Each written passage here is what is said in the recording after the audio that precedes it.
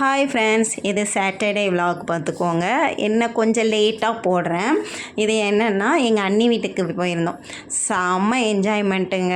ஏன்னா எங்கள் அண்ணி பையன் வந்துக்கு வேலை கிடச்சிருக்கா, அதனால் அவன் செவ்வாய்க்கிழமை ஊருக்கு போகிறேன் அப்படின்னு சொன்னதுனால சரி எங்கள் அத்தையும் அங்கே தான் இருந்தாங்க. ஒரு 2 நாள் இருந்துட்டு வரேன் அப்படின்னு சொல்லியிருந்தாங்க. இப்போ வெனஸ்டே மறுபடியும் வந்துருவாங்க. நாங்கள் அதனால் போய் பார்த்துட்டு அப்படியே கொஞ்சம் அங்கேயே சாப்பாடெல்லாம் அரேஞ்ச் பண்ணிட்டாங்க அண்ணி. என்ன சாப்பாடுன்னா மீன் குழம்பும் மீன் பொரிச்சும் வச்சுருந்தாங்க. அப்புறம் என் பையனுக்கு பிடிக்குமேன்னு சொல்லிட்டு எப்போ போனாலும் சரி என் மூத்த பையனுக்கு பிடிக்கும்னு சொல்லிட்டு கேசரி செஞ்சுருவாங்க. அதே மாதிரி கேசரியும் செஞ்சு வச்சுருந்தாங்க. அதுக்கப்புறம் பார்த்திங்கன்னா அங்கே தோட்டம் நிறையா இருக்கும். அங்கே தோட்டத்தில் நிறையா இருக்கும். அதில் ஒரே ஒரு மாங்காய் மரத்தில் ஒரே ஒரு மாங்காய் இருந்து அதையும் நான் பறித்தேன். அது எனக்கு ரொம்ப சூப்பராக இருந்துச்சு. அது பக்கத்துலேயே சர்ச் இருக்கும். அந்த சர்ச்சு கிட்டத்தில் ஒரு சின்ன பூங்கா மாதிரி இருக்கும். அதில் 2 ஊஞ்சல் மட்டும் இருக்கும். எப்பவும் அங்கே போனோன்னா நாங்கள் அந்த ஊஞ்சல் ஆடாமல் வரவே மாட்டோம். அதுவும் என் பசங்களுக்கு ரொம்ப பிடிக்கும். மூத்தவன் வரமாட்டேன்னு சொல்லிவிட்டு அவங்க அப்பமே செல்லை எடுத்து பார்த்துக்கிட்டு உட்காந்துட்டான். நானும் என் இளைய பையனும் மட்டும் வந்தோம். அங்கே ஊஞ்சல் ஆடிட்டு, எனக்கு ஊஞ்சல் ஆடுறதுனா ரொம்ப பிடிக்கும். உங்கள் யாருக்கெல்லாம் பிடிக்கும்னு சொல்லுங்கள். முந்திலாம் எங்கள் தாத்தா இந்த பூவரச மரத்தில் ஊஞ்சல் கட்டி கொடுப்பாங்க. அதெல்லாம் ஆடினதெல்லாம் எனக்கு ஞாபகம் இருக்குது.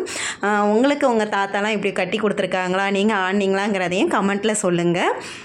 அவங்க வீட்டில் வேறு என்னென்னா இருக்குன்னா எலுமிச்சங்கன்று இருந்துச்சு. எலுமிச்சங்கன்றில் எலுமிச்செல்லாம் இருந்துச்சா, அதெல்லாம் பறிச்சுட்டு மாங்காய் பறிச்சுட்டு பிச்சிப்பூ ஒரு 50 கிட்டே இருக்கும் அப்படின்னு சொன்னாங்க. ஆனால் இந்த தடவை கிடச்சது என்னமோ கம்மியாக தான் கிடச்சிது. ஏன்னா முந்தின நாள் 50 பூ இருந்துச்சு அப்படின்னு சொன்னாங்க. அப்புறம் ரோஸ் பூவில் ஒரு வெல்வெட் ரோஸ் மாதிரி இருந்துச்சு. அது செமையாக இருந்துச்சு.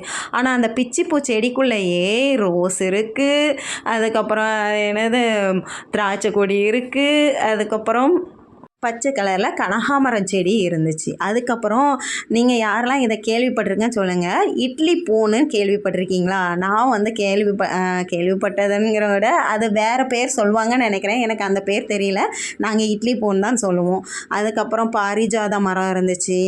அதுக்கப்புறம் என்னது பேர் என்னமோ சொன்னாங்க, கொன்றை வேந்தனோ என்னமோ சொன்னாங்க. அந்த மரம் இருந்துச்சு. ஆனால் இன்னும் பூக்கலை அப்படின்னு சொல்லிக்கிட்டு இருந்தான். பச்சை கலரில் கனகாமரம் இருந்துச்சா, அதை பார்த்து இதை வச்சுருந்தா எனக்கும் வேணும், அதை எங்கள் வீட்டில் வைக்கணும், அதனால் விதை இருந்துச்சுன்னா எடுத்து வை, இல்லாட்டினா கண்ணானாலும் எடுத்து வை அப்படின்னு சொல்லி வச்சுருக்கேன். அப்புறம் இந்த பிச்சிப்பூ செடிக்குள்ளேயே மல்லிப்பூ செடியும் இருந்துச்சு. அதில் ஒன்று தான் அது. அதுக்கப்புறம் பார்த்திங்கன்னா வெத்தலை கொடி ஒரு வேப்ப மரத்தையே அப்படி சுற்றி போயிருச்சு. இன்னொன்று மணி பிளான்ட்டு, அதை விட இன்னொரு வேப்ப மரத்தில் போயிருச்சு. 2 வேப்ப மரம் இருக்குது. அதனால் 2லேயும் ஒவ்வொன்றா போட்டு இது பண்ணிட்டாங்க. அதுக்கப்புறம் பார்த்திங்கன்னா அது முள் சீத்தா, நான் லாஸ்ட்டில் காமிச்சேன்ல, அது முள் சீத்தா. அது பக்கத்து வீட்டில் இருக்குதுன்னு சொல்லிட்டு நாங்கள் போய் எடுத்துக்கிட்டு இருந்தோம். பிடிச்சி பார்க்கணுன்னு ஒரு ஆசை. ஏன்னா அதை நாங்கள் சாப்பிட்டதே கிடையாது முள் சீத்தாவை. நீங்கள் யாரெல்லாம் சாப்பிட்ருக்கீங்கிறதையும் கமெண்ட்டில் சொல்லுங்கள். அதுக்கப்புறம் நாங்கள் சாயங்காலம் ஆகவும் நாங்கள் பீச்சுக்கு கிளம்பிட்டோம். பீச்சுக்கு போய் பார்த்தா அங்கே செம்ம க்ரௌடு. ஏன்னா சாட்டர்டேன்னொடனே அவ்வளோ க்ரௌடு. எங்கள் அண்ணி பையன் ஒருத்தன் நான் இன்ஸ்டாகிராமில் போஸ்ட் பண்ணணும், எனக்கு நல்ல ஃபோட்டோவை எடுத்து கொடுங்கன்னு சொல்லிட்டு ஃபோட்டோ எடுத்து நாங்கள் ஃபன் பண்ணிக்கிட்டு கிடந்தோம். அதுக்கப்புறம் பார்த்திங்கன்னா என் பையன் குதிரை ஏறுறேன்னு சொல்லிட்டு ஏறினா. அப்புறம் பசங்களாம் விளாண்டாங்க.